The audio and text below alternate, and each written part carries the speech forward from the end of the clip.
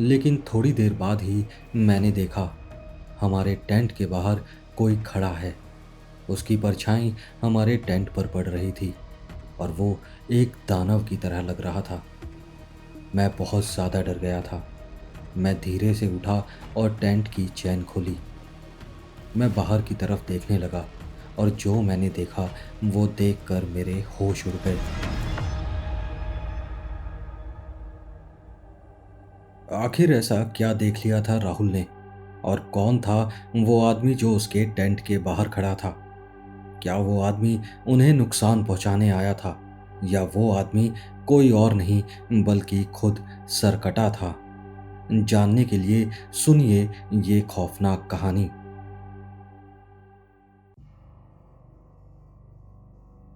ये वाकया 2022 का है। तब मैं अपनी इंजीनियरिंग के थर्ड ईयर में था। मेरा कॉलेज उत्तर प्रदेश के मेरठ में था और मैं वहाँ पर रेंट पर रहता था। मेरी एक गर्लफ्रेंड भी थी, रिया, जो कॉलेज के गर्ल्स हॉस्टल में रहती थी। हम दोनों की नज़दीकियाँ सेकंड ईयर में बढ़ी थीं, जब हम एक कॉमन फ्रेंड के थ्रू मिले थे। हम दोनों की क्लासेस सेम फ्लोर पर ही थीं। लंच के वक्त हम एक दूसरे से मिल लिया करते थे। कभी कभी क्लासेस बंक करके हम कॉलेज के बाहर चले जाते थे, लेकिन हमारे पास मिलने के लिए बस इतना ही वक्त होता था। इवनिंग में तो रिया को हॉस्टल के बाहर निकलना भी अलाउड नहीं था। हमें अब साथ में एक साल हो गया था, लेकिन हम दोनों बहुत ज़्यादा बेचैन थे। एक दूसरे से दूरियां अब हमसे झेली नहीं जा रही थी। मैंने रिया को एक आइडिया बताया, क्यों ना हम कहीं बाहर चलें, एक दो रातों के लिए बाहर रहें और साथ में वक्त बिताएं। पहले तो वो थोड़ा हिचकिचाई और मना करने लगी, लेकिन 2-3 दिन बाद उसने मुझे हाँ कर दिया। उसने कहा कि एक लॉन्ग वीकेंड आने वाला है और वो वार्डन से घर जाने का बोलकर मेरे साथ निकल चलेगी। हम दोनों नेचर लवर्स थे और जब मैंने उसे पहाड़ों में जाने का ऑप्शन दिया तो उसने तुरंत हाँ कर दिया। अक्टूबर का महीना था और मॉनसून सीजन भी खत्म हो चुका था। पहाड़ों में हल्की हल्की ठंडी भी शुरू हो गई थी। मुझे लगा हम दोनों फर्स्ट टाइम कहीं एक साथ घूमेंगे फिरेंगे और साथ में वक्त बिताएंगे, तो इससे अच्छा मौसम और क्या ही होगा। मैं मसूरी जैसी भीड़ भाड़ वाली जगह नहीं जाना चाहता था। मुझे एक शांत जगह चाहिए थी। इसलिए मैंने डेस्टिनेशन फिक्स की, धनौल्टी, जो मसूरी से करीब 30 किलोमीटर आगे है और बेहद ही खूबसूरत और शांत जगह है। लेकिन एक समस्या थी। मेरे पास उस वक्त ना कोई बाइक थी और ना ही कोई कार। मैंने जैसे तैसे एक दोस्त से मिन्नतें करके एक कार का इंतज़ाम किया। मेरा एक और दोस्त था जिसे ट्रैकिंग और कैंपिंग का बहुत एक्सपीरियंस था। उसने मुझे अपना कैंपिंग का सारा सामान दे दिया और मुझे समझा भी दिया कि टेंट लगाना कैसे है। आखिरकार फ्राइडे की सुबह 6 बजे हम दोनों मेरठ से धनौल्टी के लिए निकल गए। मुझे कार चलाने का कुछ ज़्यादा एक्सपीरियंस नहीं था, इसलिए मैं धीरे धीरे ड्राइव करते हुए जा रहा था। वो दिन मैं आज भी नहीं भूल सकता। रिया बहुत खुश थी, खिलखिला रही थी। हम दोनों ढेर सारी बातें करते हुए जा रहे थे। कुछ ही घंटों में हम वादियों में पहुंच चुके थे। ठंडी हवा, चारों तरफ बादल ही बादल और हम दोनों एक साथ, ना किसी का डर और ना ही किसी की शर्म। दोपहर तक हम लोग धनौल्टी पहुंच गए और वहां जाकर हमने भरपेट खाना खाया। वो जगह बहुत सुंदर थी। आसपास बड़े बड़े पेड़ थे और वो देखने में बहुत ही शानदार लग रहे थे। हमने थोड़ा बहुत इधर उधर घूमकर एक होटल बुक करने का सोचा, लेकिन तभी मुझे ध्यान आया, हमारे पास तो कैंपिंग करने का सारा सामान था। मैंने रिया से डिस्कस किया और वो भी कैंपिंग के लिए तैयार हो गई। लेकिन अब एक प्रॉब्लम थी कि हम कैंप करेंगे कहाँ, और हमारे पास डिनर बनाने का भी सामान नहीं था। बस कुछ एक बर्तन थे जो मेरे दोस्त ने बाकी सामान के साथ रख दिए थे। हमने डिसाइड किया कि आज काफ़ी थक चुके हैं। हम कहीं रोड के आसपास ही कैंप लगा लेंगे और पास के किसी ढाबे से खाना खा लेंगे। शाम हो चुकी थी और अंधेरा होना भी शुरू हो गया था। मैंने एक दो लोकेशन देखी, लेकिन वो रोड के कुछ ज़्यादा ही पास थी। मुझे वो जगह पसंद नहीं आई, क्योंकि मैं थोड़ा एकांत वाली जगह चाहता था। मैं रिया के साथ क्वालिटी टाइम बिताना चाहता था। इसलिए मैंने रोड साइड एक छोटी सी पहाड़ी के ऊपर जगह देखी। वो जगह रोड से लगी हुई थी, लेकिन अगर कोई रोड से देखना चाहे तो वो कैंपिंग वाली जगह देख नहीं सकता था। वहाँ कई सारे पेड़ थे, लेकिन उन पेड़ों के बीच वहाँ एक छोटा सा मैदान था। उस मैदान की सतह भी काफ़ी सपाट थी, जो हमारे टेंट लगाने के लिए सही रहती। मैंने जल्दी जल्दी टेंट लगाया और कुछ इमरजेंसी लाइट्स भी टेंट के अंदर रख दी। फिर हम दोनों 4-5 किलोमीटर आगे एक ढाबे पर डिनर करने चले गए। हम दोनों डिनर करते हुए बातें कर रहे थे। दोनों फर्स्ट टाइम कैंपिंग करने वाले थे और बहुत ज़्यादा एक्साइटेड थे, और वो एक्साइटमेंट बाकी लोग भी देख पा रहे थे। तभी रिया ने मुझसे एक सवाल किया कि हम कैंप लगाकर काफ़ी दूर आ गए हैं, कहीं कोई हमारा सामान न उठा ले जाए।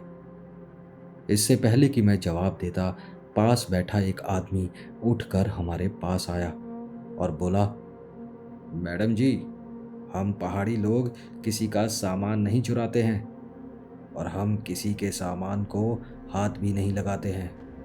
आप निश्चिंत रहो, आपका सामान कोई नहीं छेड़ेगा। वैसे आप लोगों ने कैंप लगाया कहाँ है? वो आदमी काफ़ी हट्टा कट्टा था। उसकी बड़ी बड़ी दाढ़ी थी और बाल भी बहुत बिगड़े हुए थे। वो देखने में कोई लोकल गुंडा लग रहा था। रिया बोलने ही वाली थी कि तभी मैंने उससे पहले ही बोल दिया। मैंने उस आदमी से कहा, हम लोग उस तरफ 3-4 किलोमीटर आगे जाकर कैंपिंग कर रहे हैं। रिया फिर से कुछ बोलने वाली थी, लेकिन मैंने उसे चुप रहने का इशारा किया। वो आदमी बोला, अच्छा अच्छा, चलो वहाँ तो ठीक है, लेकिन आप लोग दूसरी तरफ मत जाना। वहाँ जाना खतरे से खाली नहीं है। जहाँ कैंपिंग कर रहे हो बस उसी जगह रहना जब तक सुबह ना हो जाए। और वो आदमी ये बोलकर वहाँ से निकल गया। उसके जाते ही रिया ने मुझसे कहा कि तुमने उसको गलत डायरेक्शन क्यों बताई। मैंने कहा, किसी अनजान इंसान को अपनी सही लोकेशन क्यों बताएं? क्या पता वो कैसा आदमी हो और हमें नुकसान पहुंचाने के लिए हमारे कैंप पर आना चाहता हो। रिया ने मेरी बात सुनकर हंसते हुए मेरे प्रेजेंस ऑफ माइंड की तारीफ की, लेकिन मुझे हंसी नहीं आ रही थी। इनफैक्ट मैं उस आदमी की बात सुनकर थोड़ा परेशान हो गया था। ये बात तो सच थी कि मैंने उसे अपनी कैंपिंग की लोकेशन दूसरी दिशा में बताई थी, लेकिन उसने जिस दिशा में खतरा बताया था वो वही दिशा थी जहां हमारा टेंट लगा था। मैं अब डर रहा था, कहीं हमने उसी जगह तो कैंप नहीं कर लिया जहां हमें नहीं करना चाहिए था। हम दोनों करीब 7:30 बजे अपने टेंट में आ गए। रात करीब 11 बजे तक हम लोग बातें करते रहे, लेकिन अब नींद हम दोनों के ऊपर हावी हो रही थी। सुबह जल्दी उठे थे और पूरे दिन की थकान भी थी, लेकिन मुझे एक अजीब सी बेचैनी भी हो रही थी। उस आदमी की बातें मेरे दिमाग में अभी तक घूम रही थी। रिया सो गई थी, लेकिन मेरी नींद बार बार खुल रही थी।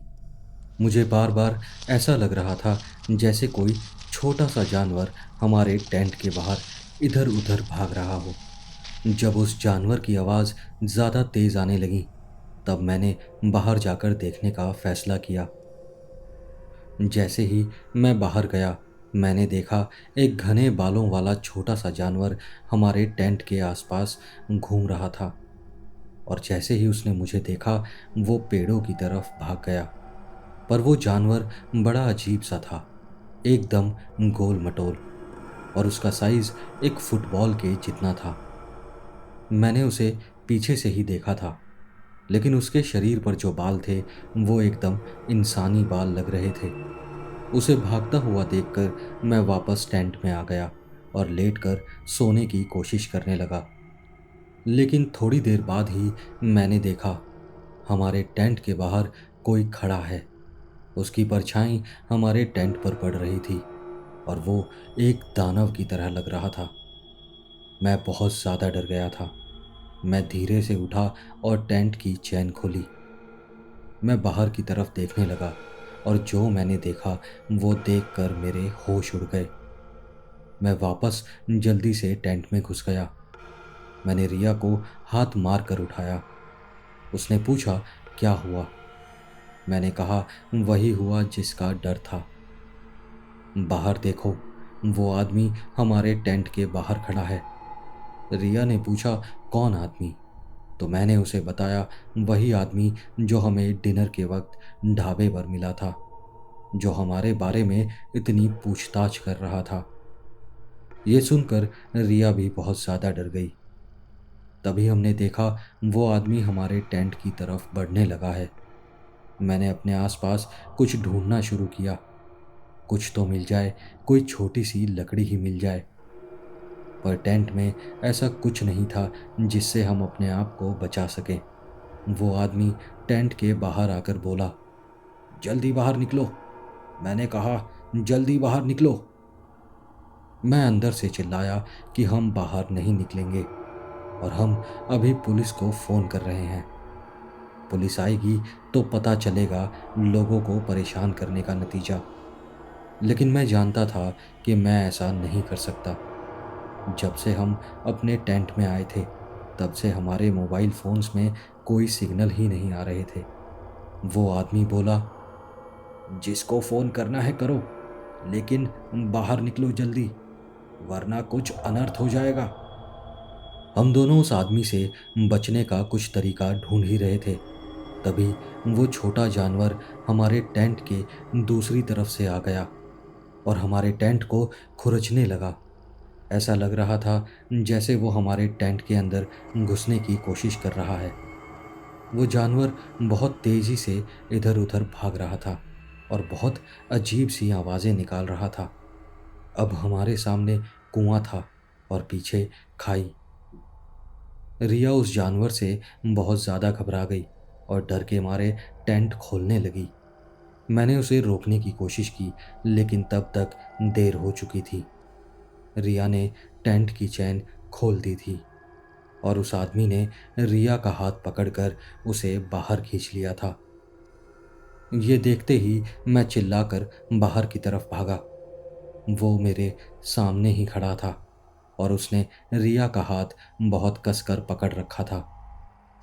ये देखते ही मैं उसके ऊपर हावी हो गया। वो आदमी बोला, सुनो, सुनो, मेरी बात सुनो। मैंने कहा, मेरी बात सुनो। लेकिन उसकी बात सुनने की बजाय मैंने उसके मुंह पर एक जोरदार मुक्का मार दिया और वो आदमी पछाड़ खाकर नीचे जमीन पर गिर गया। मैंने रिया को अपनी तरफ खींचा। तुम तुम ठीक तो हो ना? तुम्हें कुछ हुआ तो नहीं? लेकिन तभी वो जानवर हमारे पीछे से आ गया और हमारे चारों तरफ तेज तेज भागने लगा। मैंने ऐसी चीज कभी नहीं देखी थी। वो इतना तेज था कि ना तो मैं उसका मुंह देख पा रहा था और ना ही उसके पैर। अब तक वो आदमी भी खड़ा हो चुका था। मुझे समझ नहीं आ रहा था कि मैं उस आदमी पर ध्यान दूं या इस जानवर पर। दोनों मुसीबत एक साथ आ पड़ी थी। तभी उस आदमी ने अपनी जेब से कुछ निकाला और उस जानवर के ऊपर फेंक दिया। वो कुछ पाउडर जैसा था, काला पाउडर। उस पाउडर के पड़ते ही वो जानवर फड़फड़ाने लगा और तेजी से इधर उधर भागने लगा और आखिरकार एक चीख मारते हुए वो वहां से पेड़ों की तरफ भाग गया। लेकिन मैं कुछ समझ नहीं पाया। वो जानवर इंसान की आवाज में कैसे चीखा और वो काला पाउडर था क्या जिसके पड़ते ही वो जानवर वहां से भाग गया। तभी वो आदमी बोला, यहां से चलो जल्दी, यहां रुकना खतरे से खाली नहीं है। मैं उस आदमी को शक की निगाहों से देख रहा था। मुझे समझ नहीं आ रहा था वो यहाँ आया किस लिए है। हमें नुकसान पहुँचाने आया है या उस जानवर से बचाने। खड़े खड़े मेरा मुंह क्या देख रहे हो? भागो यहाँ से। मैं एकदम ब्लैंक हो गया था और इधर उधर देख रहा था। तभी मेरी नज़र उस जगह पर पड़ी जहाँ वो जानवर भाग कर गया था। वो जानवर पेड़ों के बीचों बीच खड़ा था। चांद की रोशनी पेड़ों के बीच से होते हुए सीधा उसी पर पड़ रही थी। और तभी तभी पीछे से दो पैर उस जानवर के बराबर में आकर खड़े हो गए। मैंने अपनी नज़र उठाकर देखा तो मेरे होश उड़ गए। जिसके पैर मैंने देखे थे उसका पूरा शरीर था, लेकिन उसका सर उसका सर नहीं था। तभी उस आदमी ने कहा, अरे नहीं, जिसका डर था वही हुआ। ये देखो, सरकटा आ गया है। मैंने हैरानी भरी आंखों से उस आदमी की तरफ देखा। उसके चेहरे पर डर साफ दिख रहा था। उसका शरीर कांपने लगा था। रिया ने भी मेरा हाथ कसकर पकड़ लिया था। चांद की रोशनी में वो जानवर और वो सरकटा हमें साफ साफ दिखाई दे रहे थे। और तभी तभी उस जानवर ने कुछ हरकत शुरू की। वो सरकटे के पैरों पर चढ़ने लगा और वो फिर धीरे धीरे उसके पेट से होते हुए उसकी छाती पर चला गया। उसके बाद वो उसकी बिना सर वाली गर्दन पर जाकर बैठ गया और फिर वो जानवर बड़ी तेजी से हिलने लगा और अपना रूप बदलने लगा। धीरे धीरे वो जानवर उस सरकटे के चेहरे में बदल गया। वो चेहरा बहुत बड़ा था, बहुत डरावना था, बहुत भयानक था। और फिर एक आवाज सुनाई दी।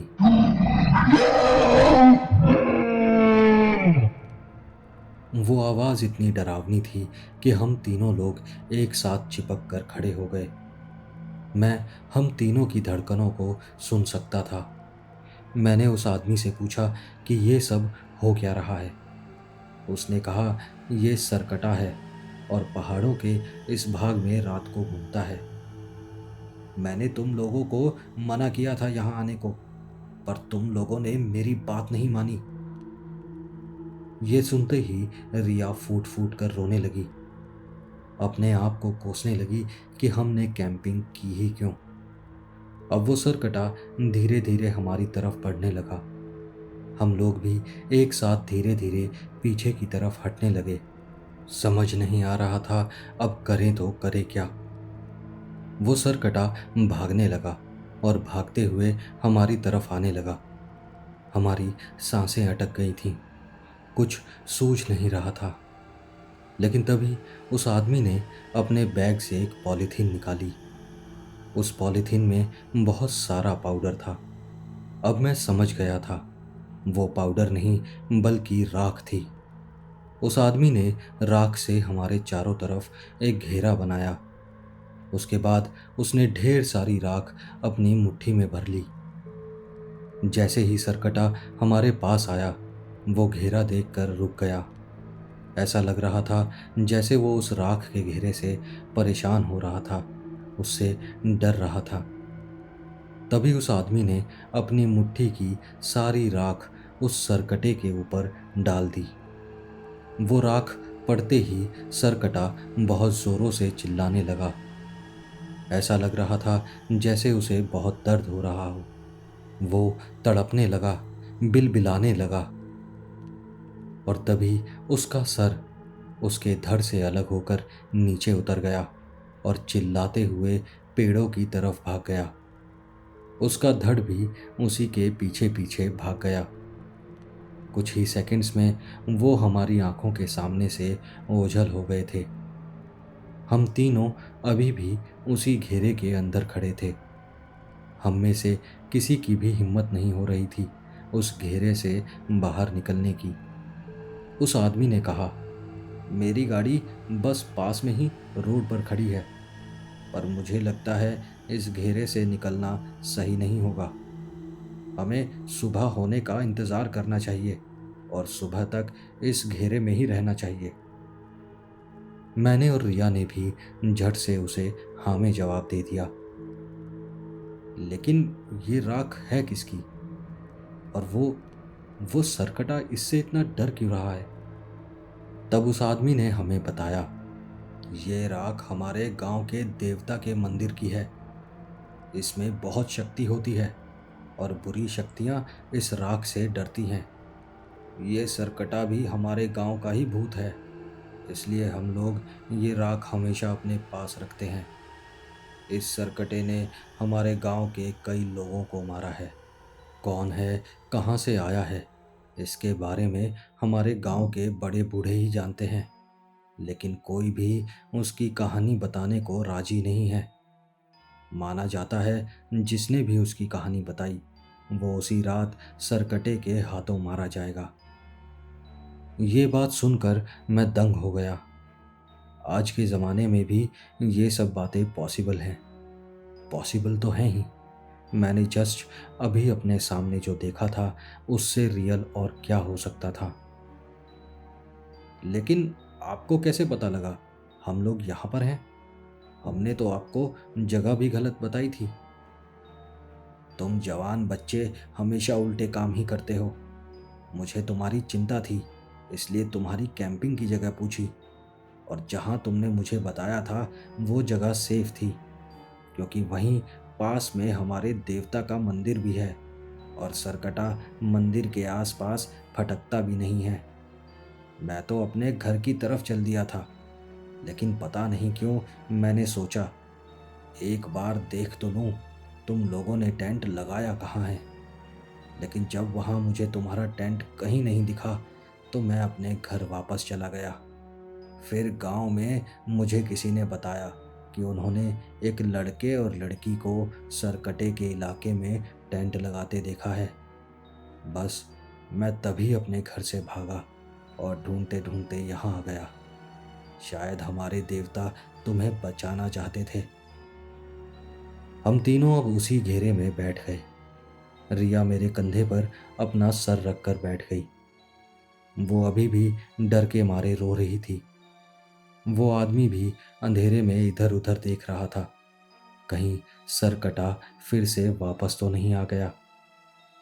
मैं बैठे बैठे बस यही सोच रहा था कि आज जो भी हमारे साथ हुआ वो मैं कभी सपने में भी नहीं सोच सकता था। पहाड़ों में कितने राज छुपे हैं जो हम शहर वाले जानते तक नहीं हैं। जितनी बुरी शक्तियां यहाँ बसती हैं उतने ही पावरफुल यहाँ के देवी देवता हैं। मेरा प्रणाम है ऐसे देवी देवताओं को जो आज के कलयुग में भी हमारी रक्षा करते हैं। वो आदमी भी हमारे लिए भगवान से कम नहीं था। अगर वो नहीं आता तो पता नहीं हमारा क्या होता। सुबह होने पर हम लोग अपनी अपनी गाड़ी के पास आ गए। मैंने और रिया ने उस आदमी का फिर से शुक्रिया अदा किया और फिर हम लोग वापस मेरठ की तरफ निकल गए। वो रात मैं जिंदगी भर नहीं भूल सकता। आप लोगों का क्या कहना है? अगर आप लोग उनकी जगह होते तो क्या उस रात को कभी भूल पाते? कमेंट सेक्शन में ज़रूर बताना। और अगर ये कहानी अच्छी लगी हो तो इस वीडियो को लाइक भी करना। ऐसी ही और कहानियों के लिए आरूज टेल्स को सब्सक्राइब भी कर लेना। मिलते हैं ऐसी ही किसी और कहानी के साथ। नमस्कार।